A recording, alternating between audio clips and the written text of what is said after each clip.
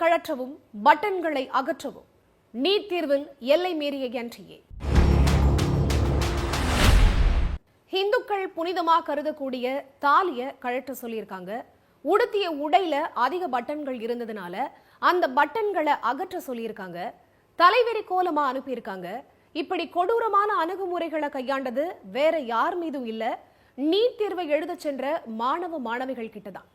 NEET தேர்வுக்கே தமிழ்நாட்டில் கடும் எதிர்ப்பு இருக்கிற நிலையில நீட் தேர்வுல இவ்வளவு அத்துமீறல்கள் அரங்கேறி இருக்கிறது கடும் விமர்சனங்களை எழுப்பியிருக்கு.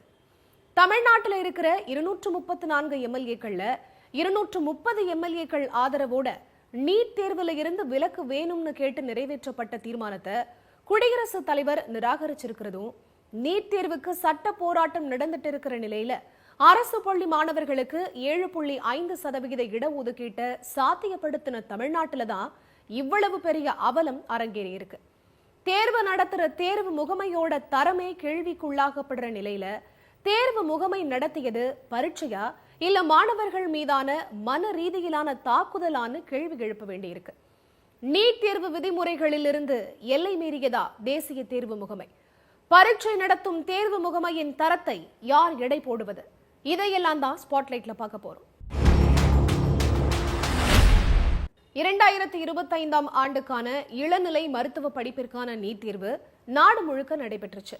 இந்த தேர்வை இந்தியா முழுக்க 23 லட்சம் மாணவ மாணவிகளும் தமிழ்நாட்டில் 1.5 லட்சம் பேரும் எழுதினாங்க. சென்னை, மதுரை, திருச்சி உட்பட மொத்தம் 31 நகரங்கள்ல நீட் நுழைவுத் தேர்வு மையங்கள் அமைக்கப்பட்டிருந்துச்சு. இந்த மையங்கள்ல கடும் சோதனைகள் நடத்தப்பட்டது கடும் விமர்சனத்திற்கு உள்ளாகியிருக்கு. திருப்பூர்ல நீட் தேர்வு மையத்துல தேர்வெழுத வந்த மாணவிகள் உடையில அதிக பட்டன்கள் இருந்ததுனால அந்த பட்டன்களை அகற்ற சொல்லியும் அதுக்கு மேல அந்த உடைய மாற்ற சொல்லியும் அறிவுறுத்தியிருக்காங்க. திருவாரூர் மாவட்டம் நீலக்குடியில தமிழ்நாடு மத்திய பல்கலைக்கழக நீட் தேர்வு மையத்துல தேர்வெழுத வந்த மாணவிய தேர்வு மைய அதிகாரிகள் தாலியை கழட்டி கொடுக்கணும்னு சொல்லியிருக்காங்க. இதே மாதிரி தாலி, மூக்குத்தி, மெட்டி, கொலுசு போன்றவற்றையும் கழற்றி கொடுக்க சொல்லியிருக்காங்க. கர்நாடகாவில் உள்ள கலபுரகி பகுதியில பிராமண சமுதாயத்தை சேர்ந்த மாணவர்களோட பூநூலை கழற்ற சொல்லியும் வற்புறுத்தி இருக்காங்க. மாணவர்கள் மேல தேர்வு நேரத்தில் நடத்தப்பட்ட மன ரீதியிலான தாக்குதலாதான் இது அமைஞ்சிருக்கிறதா குற்றம் சாட்டுறாங்க கல்வியாளர்கள். ஆனா தேசிய தேர்வு முகமை வெளியிட்டிருக்கக்கூடிய விதிமுறைகள்ல இப்படி குறிப்பிட்டது போல ஆடையோட பட்டன்களோ தாலியையோ பூநூலையோ அகற்றணும்னு ஸ்பெசிபிக்கா எங்கேயும் குறிப்பிடப்படல. ஆபரணங்கள் அணிஞ்சு வரக்கூடாதுன்னு போட்டிருக்கே தவிர அதுல மத ரீதியான நம்பிக்கைக்கு எதிராக இருக்கிற விஷயங்களை செய்ய சொல்லி எங்கேயும் குறிப்பிடப்படல. 2017ஆம் ஆண்டு பட்ஜெட்ல தான் முதல் முறையா இந்தியா முழுமைக்கும் தேர்வுகளை நடத்த ஏதுவா தேசிய தேர்வு முகமை உருவாக்கப்பட்டுச்சு. பொறியியல், மருத்துவம், நிர்வாகம் தொடர்பான உயர்கல்வி நுழைவுத் தேர்வுகள் உட்பட 30க்கும் அதிகமான தேர்வுகளை தேசிய தேர்வு முகமை நாடு முழுமைக்கும் நடத்துறாங்க.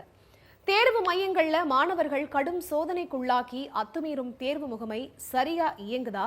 அங்க நடக்கிற முறைகேடுகளை யார் கேள்வி எழுப்புறதுங்கிற விமர்சனமும் எழுப்பப்படுது.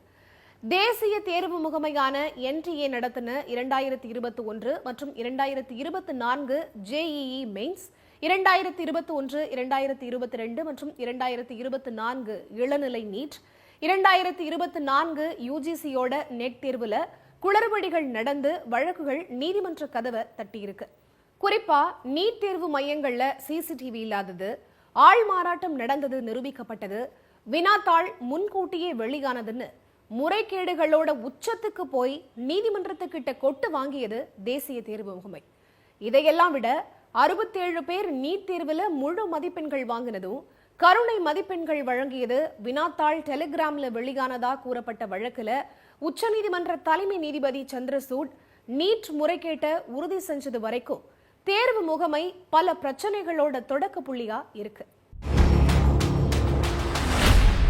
மாநில உரிமைகள் பறிக்கப்படுது, மாணவர்கள் நலனுக்காக போராடுறோம்னு சொல்ற திமுக, அதிமுக, திரிணாமுல், சமாஜ்வாதி போன்ற மாநில கட்சிகளும் சரி, நீட் தேர்வுக்கு விலக்கு வாங்கியே தீர்வோம்னு சட்ட போராட்டம் நடத்துற தமிழ்நாடு அரசும் தேர்வு மைய அத்துமீறல்கள்ல மௌனம் காக்கிறதும், இந்துக்கள் புண்படுத்தப்படுறாங்கன்னு போராட்டங்களை முன்னெடுக்கிற பாஜக மற்றும் இந்து அமைப்புகளும் நீட் தேர்வு மையங்கள்ல நடந்த அத்துமீறல்களை கண்டுக்காம இருக்கிறது வேதனைக்குரிய விஷயமா இருக்கிறதா கல்வியாளர்கள் சொல்றாங்க.